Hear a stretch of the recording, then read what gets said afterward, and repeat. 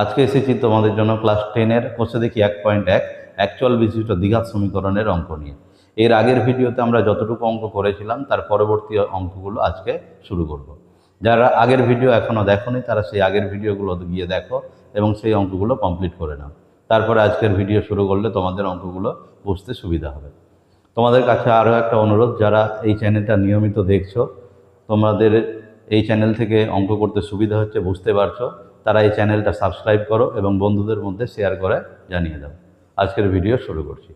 আজকের ভিডিওর প্রথম যে অঙ্ক, সেই অঙ্কতে আমাদের বলেছে যে নিচের যে বিবৃতিগুলো, মানে 5-এর অঙ্কগুলো, 1 থেকে 4 পর্যন্ত অঙ্কগুলো আমরা আগের ভিডিওতে কমপ্লিট করেছিলাম। আজকের ভিডিওতে 5-এর এই অঙ্কগুলো শুরু করব। বলেছে নিচের বিবৃতিগুলো থেকে অ্যাকচুয়াল বিশিষ্ট দ্বিঘাত সমীকরণ গঠন করতে হবে। মানে এখানে আমাকে একটা সমীকরণ গঠন করতে হবে। এই সমীকরণ সমাধান করার কথা এখানে বলা হয়নি। বলেছে যে 42কে দুটি অংশে বিভক্ত করি যাতে এক অংশ অপর অংশের বর্গের সাথে সমান।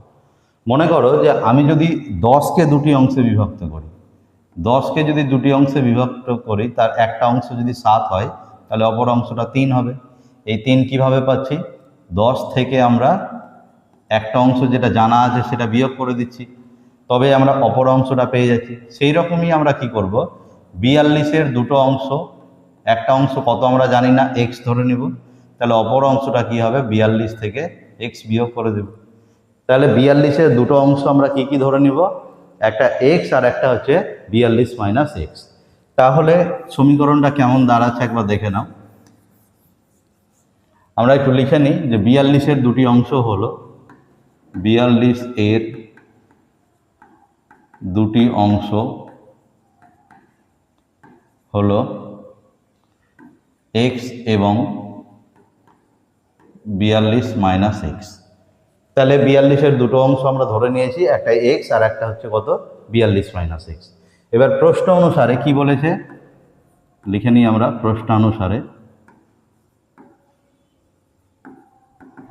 বলেছে একটি অংশ অপর অংশের বর্গের সাথে সমান। তাহলে একটি অংশ যদি আমরা x ধরি, তাহলে এটা তার অপর অংশ 42 মাইনাস এক্সের বর্গের সাথে সমান, এটাও লিখতে পারি। কেউ যদি বলে যে না আমি এটা এরকম লিখবো যে একটি অংশ বলতে আমরা 42 মাইনাস এক্সকে বুঝবো, অপর অংশ বলতে আমরা এক্সকে বুঝবো, অর্থাৎ এইরকম লিখবো, সেটাও সম্ভব। তাহলে এইভাবে করলেও আমরা এটা একটা দ্বিঘাত সমীকরণ পাবো, এইভাবে করলেও আমরা একটা দ্বিঘাত সমীকরণ পাবো। আমাদের কাছে যেটা সহজ মনে হবে আমরা সেটা করব। যেমন এটাকে আমার কাছে সহজ মনে হচ্ছে, তাহলে আমরা এই সমীকরণটা একটা দ্বিঘাত সমীকরণ আকারে প্রকাশ করব। যেমন এটাকে যদি আমরা ওই পারে পাঠিয়ে দিই, তাহলে বাম দিকে কত হবে, 0, ডান দিকে হবে x square plus x minus কত, 42। তাহলে পুরো সমীকরণটা যদি ঘুরিয়ে দিই, তাহলে x square plus x minus 42 is equal to কত, 0। এই হচ্ছে আমাদের দ্বিঘাত সমীকরণ। তাহলে এই দ্বিঘাত সমীকরণকে যদি আমরা সমাধান করি, তাহলে 42-এর যে অ্যাকচুয়ালি দুটো অংশ, সেই অংশ দুটো আমরা উত্তর হিসাবে পেয়ে যাব। কিন্তু আমাদের এখানে প্রশ্নতে শুধু বলেছে কি দ্বিঘাত সমীকরণটা গঠন করতে হবে, আর কিছুই না। তাহলে আমরা দ্বিঘাত সমীকরণটা গঠন করে এখানেই ছেড়ে দিতে পারি। কেউ যদি এটাকে সমাধান করে, তাহলে তাকে কি করতে হবে, এটাকে পুরোটাকে সমাধান করে উত্তরটা লিখতে হবে। যেমন ধরো এটাকে আমরা লিখতে পারি কীরকম, যে এক্স সমান সমান, এটা হচ্ছে a মাইনাস বি এর হোল স্কোয়ার, তাহলে 42 তার স্কোয়ার মানে a square minus 2ab plus হচ্ছে b স্কোয়ার, তাই না? এবারে আমরা কি করতে পারি, x সমান 42-এর স্কোয়ার কত, যদি 42-এর স্কোয়ার বের করতে হয় তার একটা শর্টকাট ট্রিক আছে, তোমরা এইভাবে যে কোনো সংখ্যার স্কোয়ার বের করতে পারবে। প্রথমে কি করব, এককের ঘরে যে সংখ্যাটা থাকবে তাকে স্কোয়ার করো, 2-এর স্কোয়ার কত হবে, 4। এবারে কি করবে, উপরে 2 স্কোয়ারে যেটা 2 আছে সেই 2, এখানকার 2 আর এখানকার 4, সবগুলো সংখ্যাকে গুণ করে দিতে হবে। তাহলে 2 দিয়ে 2কে গুণ করলে 4 হবে, 4 দিয়ে 4কে গুণ করে 4 4 16 হবে, 16-র 6 হাতে থাকলো 1। এবারে কি করব, দশকের ঘরে যে সংখ্যাটা আছে তাকে স্কোয়ার করো, 4-এর স্কোয়ার কত, 16, 16 আর হাতে রাখে কত হবে, 17। এই হচ্ছে সংখ্যার স্কোয়ার। তোমরা এইরকমভাবে যে কোনো সংখ্যার স্কোয়ারকে চেষ্টা করবে, দেখবে এইরকমভাবে সেই স্কোয়ারগুলো পেয়ে যাবে। তাহলে 42-এর স্কোয়ার আমরা কত পেলাম, 1764, মাইনাস হচ্ছে এটা কত হচ্ছে 84x প্লাস কত, এক্স স্কোয়ার। পরের লাইন আমরা লিখতে পারি 0 সমান সমান 1764 মাইনাস হচ্ছে কত, 84x মাইনাস এক্স প্লাস হচ্ছে এক্স স্কোয়ার, মানে বাম দিকের এক্সটাকে ডান দিকে নিয়ে গেল। তাহলে পুরো সমীকরণটা দাঁড়াচ্ছে কত, x square minus 85x plus হচ্ছে 1764 ইজ ইকুয়াল টু কত 0। এই হচ্ছে আমাদের সমীকরণ। তাহলে কেউ যদি এটা দিয়ে শুরু করে তাহলে তার উত্তর আসবে এটা, কেউ যদি এটা দিয়ে শুরু করে তার উত্তর আসবে এটা। দুই ক্ষেত্রেই আমরা একই উত্তর পাবো। ঠিক আছে, সমীকরণটা দেখতে মনে হচ্ছে আলাদা, কিন্তু সমীকরণ দুটোকে সমাধান করলে আমাদের উত্তর কিন্তু একই বেরোবে। তাহলে এই হচ্ছে আমাদের 1 নম্বর অঙ্কের সমীকরণ। তাহলে এই সমীকরণটা বানিয়ে আমরা ছেড়ে দিলাম। তোমরা এই সমীকরণ দুটোকে বাড়িতে একবার সমাধান করে দেখতে পারো যে এর উত্তর দুটো কী কী আসছে। সমীকরণ সমাধান এখানে করতে বলেনি, তাই আমি সমাধানটা তোমাদের জন্য ছেড়ে দিলাম। এর পরবর্তীতে যে অঙ্কটা আছে সেই অঙ্কটার দিকে দেখো। বলেছে দুটি ক্রমিক মানে হচ্ছে পরপর ধনাত্মক অযুগ্ম সংখ্যা। ঠিক আছে, অযুগ্ম মানে হচ্ছে বিজোড় সংখ্যা। এইরকম সংখ্যার গুণফল হচ্ছে কত 143। অযুগ্ম সংখ্যাগুলো কেমন হবে, যেমন 1, 3, 5, 7, 9 এইরকমভাবে অযুগ্ম সংখ্যাগুলো বাড়ছে না। পরপর ক্রমিক মানে হচ্ছে পরপর, এইরকম পরপর দুটো অযুগ্ম সংখ্যার গ্যাপ কত থাকছে, দেখো 3-এর সাথে +2 করলে 5 পাওয়া যাচ্ছে, আবার 5-এর সাথে +2 করলে 7 পাওয়া যাচ্ছে, 7-এর সাথে +2 করলে 9 পাওয়া যাচ্ছে। তাহলে এইরকম ক্রমিক সংখ্যাগুলো অযুগ্ম যারা, তার প্রথমটা যদি x হয় তাহলে পরেরটা কত হবে, এর সাথে নিশ্চয়ই 2 যোগ করলে পরেরটা পাওয়া যাবে। তাহলে আমরা এইরকমভাবে ধরে নিই যে ধরি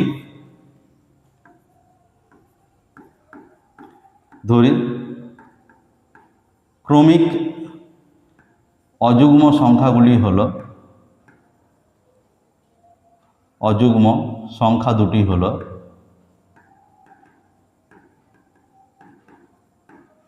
প্রথম অযুগ্ম সংখ্যাটা হচ্ছে x, আর পরের অযুগ্ম সংখ্যাটা হচ্ছে কত x+2। তাহলে এদের গুণফল বলে দিয়েছে কত প্রশ্নানুসারে ইজ ইকুয়াল টু হচ্ছে 143। তাহলে এখান থেকে আমরা কি পাবো, x² প্লাস হচ্ছে 2x minus 143 is equal two 0। তাহলে এই হচ্ছে আমাদের এই অঙ্কের ক্ষেত্রে এর যে দ্বিঘাত সমীকরণ, সেটা হচ্ছে এটা। আচ্ছা, কেউ এই যে অযুগ্ম সংখ্যাগুলো হয় না, এই অযুগ্ম সংখ্যাগুলোকে কেউ এইভাবে প্রকাশ করে 2n+1। ঠিক আছে, তাহলে প্রথম অযুগ্ম সংখ্যাটা যদি 2n+1 হয়, তাহলে এর পরবর্তী যে অযুগ্ম সংখ্যাটা বা এর আগের অযুগ্ম সংখ্যাটা হবে কত 2n-1 বা 2x-1। আমি যদি x দিয়ে ধরি তাহলে এরকম। তাহলে এইরকমভাবেও আমরা যদি এই অযুগ্ম সংখ্যাগুলোকে ধরি তাহলেও কিন্তু অঙ্কটা সম্ভব হবে।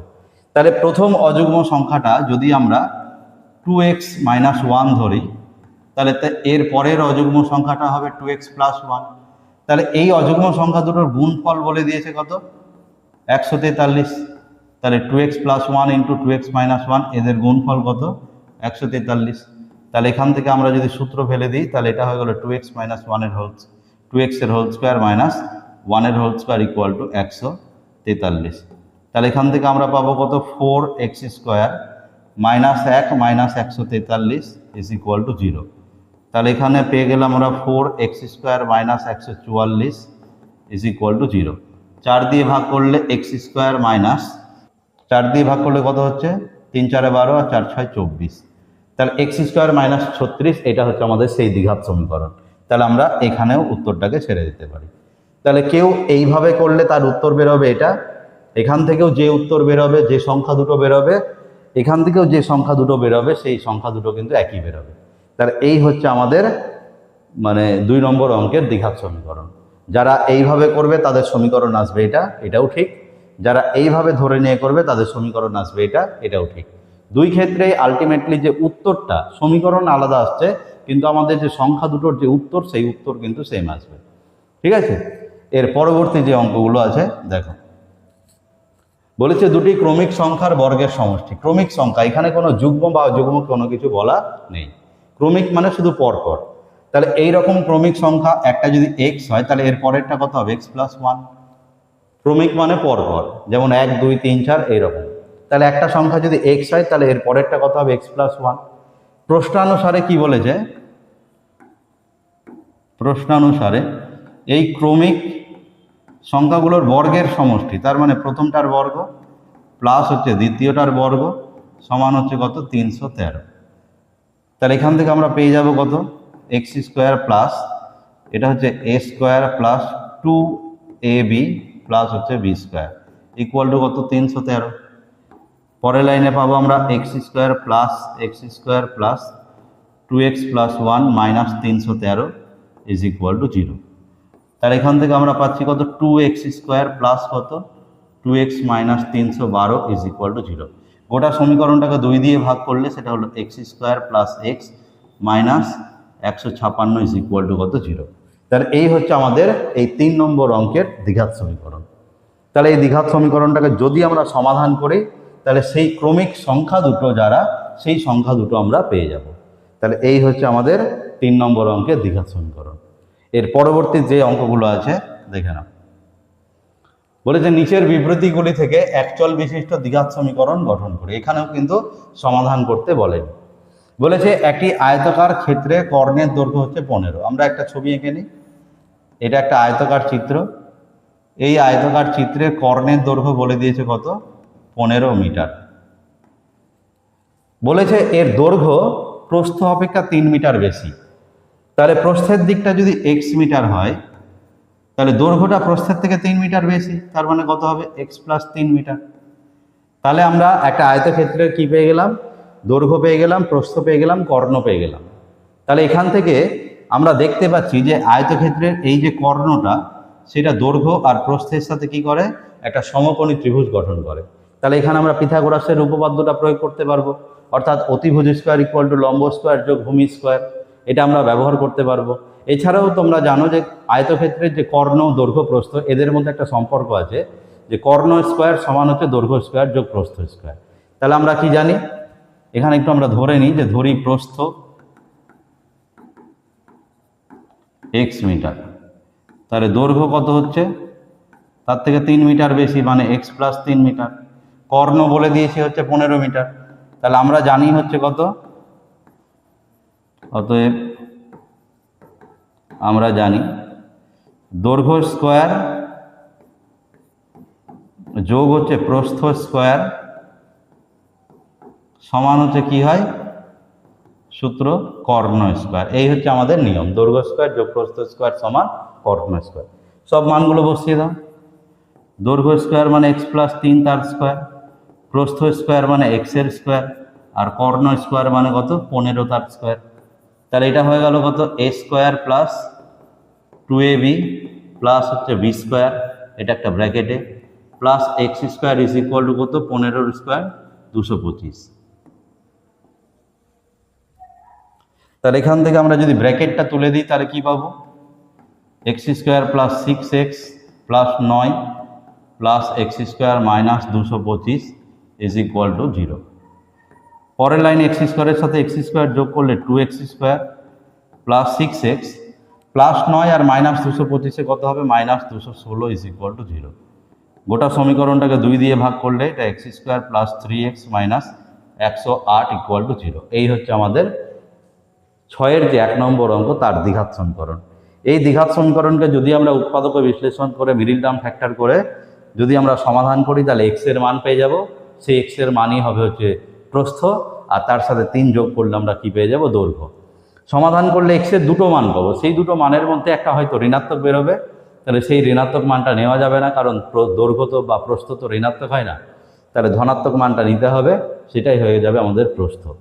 তোমরা এই সমাধানের কাজগুলো বাড়িতে করবে, যদি কোনোটা সমস্যা হয় কমেন্ট করবে, আমি সেগুলো সমাধান করে দেওয়ার চেষ্টা করব। এর পরবর্তী যে অঙ্কটা আছে দেখো, বলেছে এক ব্যক্তি 80 টাকায় কয়েক কিগ্রা চিনি ক্রয় করলেন। যদি তিনি ওই টাকায় আরও 4 কিগ্রা চিনি বেশি পেতেন তবে তার কিগ্রা প্রতি চিনির দাম 1 টাকা কমে যেত। মানে 80 টাকাতে কিছু কয়েক কেজি চিনি কিনেছে। আমি ধরে নিচ্ছি যে 80 টাকাতে x কেজি চিনি কিনেছে, 80 টাকায় x কেজি চিনি কিনেছেন। তাহলে 80 টাকায় যদি x কেজি চিনি কিনে তাহলে 1 কেজি চিনির দাম কত, 1 কেজি চিনির দাম কত হবে 80/x টাকা। এটা হচ্ছে 1 কেজি চিনির দাম। এবার বলেছে যে যদি ওই টাকায় আরও 4 কেজি চিনি বেশি পেতেন, তার মানে যদি 80 টাকায় 4 কেজি বেশি পেতেন, মানে x প্লাস 4 কেজি পেতেন, এত কেজি চিনি পেতেন, তবে 1 কেজি চিনির দাম কত হতো? তবে 1 কেজি চিনির দাম হতো 80 টাকায় এত কেজি চিনি, তাহলে 1 কেজি চিনির দাম কত হবে? 80/x প্লাস 4 টাকা, এটা হচ্ছে 1 কেজি চিনির দাম। তাহলে আগের বারে 1 কেজি চিনির দাম ছিল এই টাকাটা, এবারে 1 কেজি চিনির দাম হচ্ছে এই টাকাটা। বলেছে যে তবে তার কিগ্রা প্রতি চিনির দাম 1 টাকা কমে যেত, অর্থাৎ 1 কেজি চিনির দামে 1 টাকা কম পাওয়া যেত। তাহলে এই টাকাটার থেকে এই টাকাটা হচ্ছে 1 টাকা কম, অর্থাৎ এটা থেকে যদি এটা বিয়োগ করি তাহলে 1 পাবো আমরা। তাহলে এখান থেকে কি পাবো? প্রশ্নানুসারে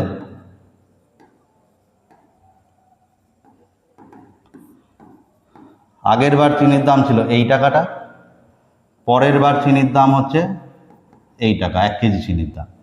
এই টাকাটার থেকে এই টাকাটা 1 টাকা কম, তার মানে এখান থেকে যদি এটাকে বিয়োগ করি তাহলে কত পাওয়া যাবে? 1 পাওয়া যাবে। তাহলে এই হচ্ছে এই অঙ্কের সমীকরণ। এটাকে একটু আমরা সমাধান করার চেষ্টা করি, মানে একটু সহজ আকারে নিয়ে আসি সমীকরণটাকে। লসাগু হবে x ইন্টু এক্স প্লাস 4, উপরে হয়ে যাবে কত? 80 ইন্টু 80-র সাথে x প্লাস 4 গুণ হবে, আর এইদিকে মাইনাস 80-র সাথে x গুণ হয়ে যাবে। উপরে কত হবে? 80x প্লাস হচ্ছে কত? 320 মাইনাস হচ্ছে কত? 80x বাই কত? নিচে হবে x স্কোয়ার প্লাস হচ্ছে কত? 4x ইকুয়াল টু কত? 1। এর পরবর্তীতে যে কাজটা করতে হবে সেটা একবার দেখে নাও। 80x এর সাথে 80xটা কেটে গেল, আমরা কোনাকুনি গুণ করলে কি পাবো? 320 সমান হচ্ছে x স্কোয়ার প্লাস 4x। তাহলে অতএব 0 সমান সমান কত? x square plus 4x minus 320। গোটা সমীকরণটাকে ঘুরিয়ে নিলে কি পাবো? x square plus 4x minus 320 is equal to কত? 0। এই হচ্ছে আমাদের এই অঙ্কের দ্বিঘাত সমীকরণ। এই অঙ্কটাকে বা এই সমীকরণটাকে যদি আমরা মিডল টার্ম ফ্যাক্টর করে সমাধান করি তাহলে x এর মান পেয়ে যাবো, অর্থাৎ তিনি 80 টাকাতে কত কেজি চিনি পেয়েছিলেন সেই পরিমাণটা আমরা পেয়ে যাব। মিডল টার্ম ফ্যাক্টর করে যখন আমরা এটাকে করব তখন দেখা যাবে যে x এর একটা মান হয়তো ঋণাত্মক পাওয়া যাবে। সেই ঋণাত্মক মানটা গ্রহণযোগ্য হবে না, কারণ চিনির পরিমাণ কিন্তু ঋণাত্মক হয় না, সেই জন্য সেই ঋণাত্মক মানটা হবে না, আমাকে ধনাত্মক মানটা নিতে হবে। এটা মিডল টার্ম ফ্যাক্টর করতে হবে, যেমন 320কে ভেঙে তোমাকে 4 বানাতে হবে। তাহলে এটা কত দিয়ে মিডল টার্ম ফ্যাক্টর যাবে? 16 আর হচ্ছে 20, এই দুটো সংখ্যা দিয়ে মিডল টার্ম ফ্যাক্টর করতে হবে। তোমরা বাড়িতে করে দেখবে যে উত্তর কত আসছে। আমি সমীকরণটা বানিয়ে ছেড়ে দিলাম। এর পরবর্তী অঙ্ক দেখো, দুটো স্টেশনের মধ্যে দূরত্ব বলে দিয়েছে, এখানে একটা স্টেশন, এখানে একটা স্টেশন, এই স্টেশন দুটোর মধ্যে দূরত্ব হচ্ছে কত? 300 কিলোমিটার। বলেছে একটা ট্রেন প্রথম স্টেশন থেকে দ্বিতীয় স্টেশন সমবেগে গেল, গতিবেগটা দেওয়া নাই, আমি ধরে নিচ্ছি সেই স্পিডটা হচ্ছে কত? x কিলোমিটার পার ঘন্টা। ঠিক আছে, তাহলে 300 কিলোমিটার যেতে যদি গতিবেগ এত হয় তাহলে সময় কত লাগবে? সময় লাগবে হচ্ছে কত? দূরত্ব বাই গতিবেগ, এত ঘন্টা সময় লাগবে, তাই না?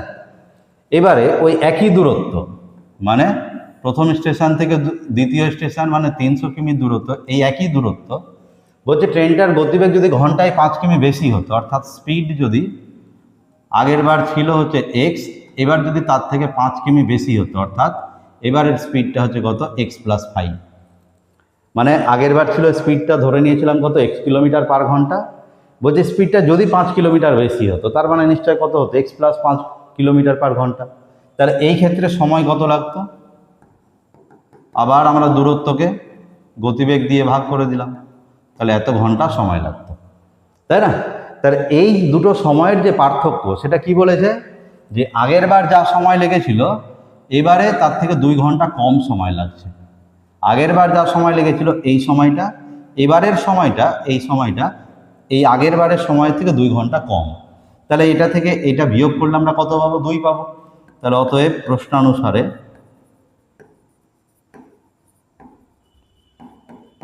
আগের বার সময় লেগেছিল 300/x এত ঘন্টা, এবারে সময় লাগছে 300/x প্লাস 5 এত ঘন্টা। আগের বারের সময় থেকে এবারে 2 ঘন্টা কম লেগেছে, তার মানে আগের বারের সময় থেকে এবারের সময়টা বিয়োগ করলে আমরা কত পাবো? 2 পাবো। তাহলে এই হচ্ছে আমাদের এই অঙ্কের সমীকরণ। এই সমীকরণটাকে একটু আমরা সহজ আকারে নিয়ে আসি, দেখে নাও। লসাগু কত আসবে? এক্স ইন্টু এক্স প্লাস 5, উপরে 300-র সাথে এক্স প্লাস 5 গুণ হয়ে যাবে, মাইনাস 300-র সাথে আবার কি হয়ে যাবে? এক্স হয়ে যাবে, মানে আগের অঙ্কটার মতোই হচ্ছে এটা সমীকরণ বা ক্যালকুলেশনটা। উপরে হবে 300x প্লাস হচ্ছে 3×5 কত? 1500, মাইনাস হচ্ছে কত? 300x বাই কত? গুণ করে দিলে x² plus 5x equal to হচ্ছে 2। 300x এর সাথে 300xটা কী হবে? কেটে যাবে। কোনাকুনি গুণ করলে আমরা কি পাবো? 2x² plus 10x is equal to কত? 1500। গোটা সমীকরণটাকে 2 দিয়ে ভাগ করলে কত পাবো আমরা? x² plus 5x equal to কত? 750। সমস্তটাকে বাম দিকে নিয়ে আসলে কত হবে? x² plus 5x minus 750 is equal two 0। এই হচ্ছে আমাদের দ্বিঘাত সমীকরণ। তাহলে এইরকম দ্বিঘাত সমীকরণ বানিয়ে আমি ছেড়ে দিচ্ছি, তোমরা এখান থেকে আবার কী করবে? বাড়িতে সমাধান করবে। এটার যে মিডিল টার্ম ফ্যাক্টর সেটা যাবে কত দিয়ে? 30 আর 25, এই দুটো সংখ্যা দিয়ে এর মিডিল টার্ম ফ্যাক্টর যাবে। তোমরা এই মিডিল টার্ম ফ্যাক্টরটা বাড়িতে নিজে করবে, ঠিক আছে? আজকের ভিডিওতে আমরা এইটুকুই করলাম। এর পরবর্তী যে অঙ্কগুলো বাকি থাকলো এর পরবর্তী ভিডিওতে আমরা নিয়ে আসবো। তোমরা এই অঙ্কগুলো খাতাতে করো এবং কোন কোন অঙ্কতে অসুবিধা হলো তোমরা কমেন্ট করবে, আমি পরবর্তী ভিডিওতে সেটা করে দেওয়ার চেষ্টা করব। আজকে এইটুকুই করলাম আমরা। আজকের মতো এখানেই শেষ করছি। তোমরা সকলে ভালো থেকো এবং সুস্থ থেকো।